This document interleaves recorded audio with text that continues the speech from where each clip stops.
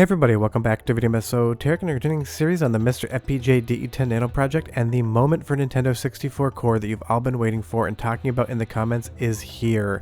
480p video mode is in a test build, giving us a 480p frame buffer versus the 480i interlaced mode, because one of the ugliest things to capture is interlaced content when it's not on a CRT television.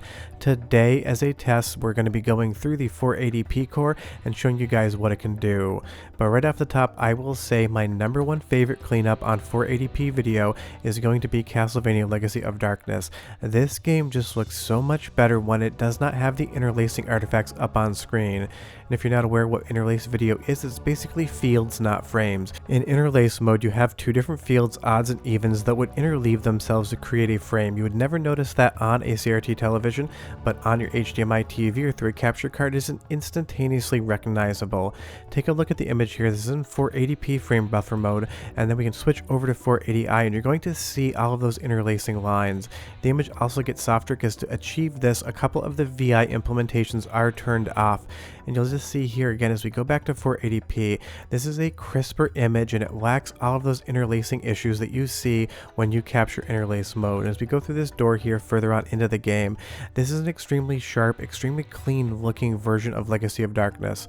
Now this is running with the 4MB expansion pack, and do be aware that none of this video mode changing is going to any way, shape or form affect the performance of the game. If it lagged on real hardware, it's going to lag here, and it's going to lag in the same way whether you have 480p video mode on or off, and it's called clean HDMI mode in the menu underneath the audio video toggles.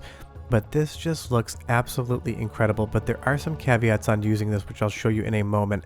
Going back to 480i, you're just going to see those interlacing frames come back up again. All of those lines going across the screen in the image are interlacing artifacts. Now as we're back into 480p clean HDMI mode, you're going to see that there's a couple lines going through that waterfall. There can be a few visual bugs here and there, and that's just down to how much of a test core this truly is, because we move back over to 480i, all of those lines in the waterfall are gone, but all of the interlacing lines are back. And we'll in just a moment switch back over to 480p rendering mode in the frame buffer, and you're going to see what happens. All of the interlacing lines are gone, but those waterfalls now do have those line breaks.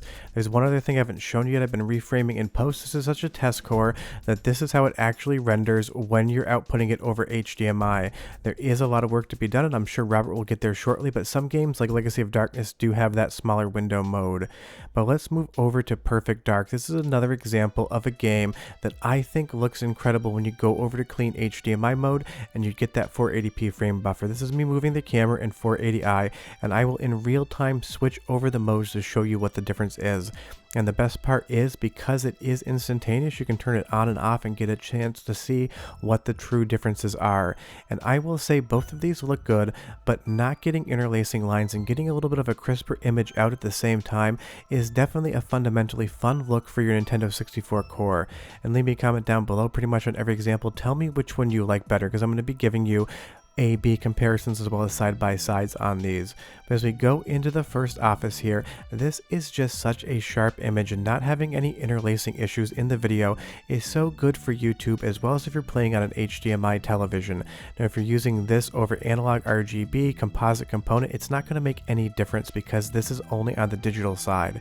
But you'll see here as we move back over to original just how different these two images truly are. They both look really good, they're both impressive coming out of MiSTer FPGA, but they have completely different vibes going on. But the great part is, with all of Robert's cores, you get to choose and dial in what you like better. In Perfect Dark, I definitely like clean HDMI on. Sure, you lose a little bit of the filtering on the VI implementation, but you get such a crisp image and you lose all of those interlacing lines. I genuinely think it just looks better. Going through this game, it feels like it almost has better resolution than even a 480p frame buffer would allow. This is starting to look like 720p footage, except in 4x3, at least in my opinion. But you'll see here I'll go down the hallway one way with the original V1 on, and you're going to see it blurred fires up, we get some interlacing lines as we go from one end of the hallway to the other. And now that we're at the end of the hallway, I'll put clean HDMI back on and we'll run one more time, and you can see the fundamental visual difference in these two settings. It is night and day. You get to decide which one looks good for you, but the great part is it's another option in the core, and so many people have been hoping to get away from the interlaced video mode, and today, at least in test cores, that day is today. Now moving over to Battle for Naboo, this is another game that has notorious interlacing when you play it over HDMI or when you capture on a capture card, and this again cleans up so incredibly well. This right now is in the 480p frame buffer mode on clean HDMI, and this just looks absolutely stunning on my screen, on my capture card, and on my television. Do be aware that testing is still undergoing and VSync mode may need to be set to 0. I've tested on both 1 and 0 and had a good time on my capture card, but other members of the MiSTer FPGA Discord were having issues with screen shake on VSync 1, so you may want to play around with that. I do want you to be aware that this is still basically just a beta test of this feature. There's going to be issues, there's going to be screen garbage, there's going to be improvements. I'm just bringing you the latest and greatest on what Robert is working on the core, but I wouldn't 100% just jump into it immediately expecting perfection. Like everything MiSTer FPGA and Nintendo 64, everything is an iterative process. But you'll see here as I go back to the original VI mode, it's going to get those interlacing lines and it's going to be very apparent. Look at all the arches in the corner there on the door. You're going to see those interlacing lines come up as you move the camera. That is what is showing the fields, the odds and evens on 480i mode. When we move back over to the clean HDMI mode in just a moment, you're going to see that all of those lines completely clean themselves up. It's not like it's anti-aliasing, it's still going to have a little bit of jaggies on that arch, but the interlacing lines are just gone and they're never going to come back so long as you have this video mode on. And I would say that at least in this game, the interlacing I think looks incredibly ugly on any sort of modern display, and now we have a fix for that, and that is just great. I love seeing new improvements like this in the core, and so many people have been asking about 480p. I'm pretty sure a lot of you are going to be excited, but leave me a comment down below and tell me what game you want to test first, because I know a lot of people don't like interlaced, and I know they usually have a specific game in mind, so leave me a comment down below and tell me what that one is. But Battle for Naboo on clean HDMI mode just looks absolutely incredible, 10 out of 10 in my opinion. Now let's move over to Rogue Squadron, and this is the intro side by side, on the left progressive, on the right interlaced.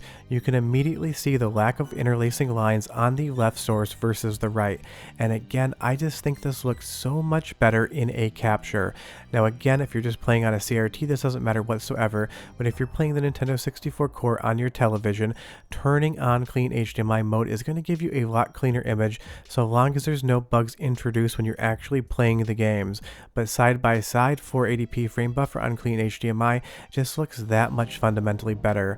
But you'll see at the bottom of the screen there is a little bit of screen garbage, and that is still part of the test core. In just a moment I'm going to crop that out in post so we don't have to look at it the entire time, but when you see stuff like this, it is known, it's obviously not supposed to be there, and it will definitely improve, but now I've just taken care of that for us.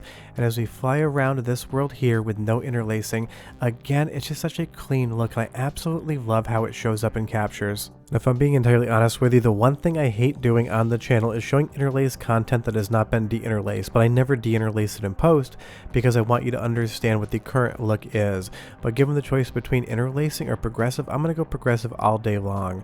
But as we switch over to the interlace source, at least in this game, it's not the most disruptive thing ever. But here's the thing about interlacing, I feel like it draws your eye away from the gameplay and you start noticing what you didn't notice back in the day. Anything that takes your eye away from the fun, I think, is to the detriment of the gameplay. Other people may feel completely different, it's just how I think about it. But the best part is, with Robert's design philosophy in FPGA, he gives you the choices and the toggles to articulate the image however you want. Whatever looks good to you is the right choice. I'm not telling you you have to use clean HDMI mode, and I'm not telling you you have to use interlaced mode. I'm telling you you now have the freedom to choose what it is you would like the image to look like, and once you dial it in and you're happy with it, you get to just focus on the gameplay and having a great time. For me, that's clean HDMI. For other people, it might be 480i mode, but the best part is, again, you get to decide what you want to do, and it gives you the freedom to do that. Now moving over to Turok 2, here's a game in which there's definitely going to be some bugs as far as the 480p frame buffer are concerned on this first test core.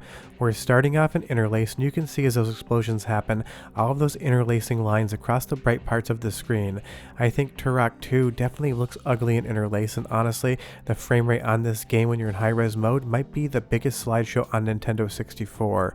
But unfortunately, as we go over to 480p mode, you're going to see that I wouldn't really classify it as playable as of now, but again, test core and all these bugs are known. If we go into the menu in just a moment and we turn Clean HDMI on, you're going to see suddenly there's all this garbage at the bottom of the screen, which is a known issue in the test core. Luckily, with the magic of editing, I can basically resize this based upon the window it was showing and give you a sample of what Clean HDMI mode would look like on Turok 2 when this core does get more improved and when this feature gets a little bit more buttoned up. Robert was just playing around with this. He dropped a core in test cores and we've all been checking it out. But even though I am scaling this, seeing Turok 2 non-interlace just looks so much better than the original game. And that's the thing, interlacing was a CRT technology. It was never meant to be used on LCD televisions, flat panels, your phone, or any other source that was not a cathode ray tube television. But because people continue to play retro games on modern hardware, interlacing lines were something that you started to see the minute we got away from tube TVs, and honestly nobody has been a fan of them ever since.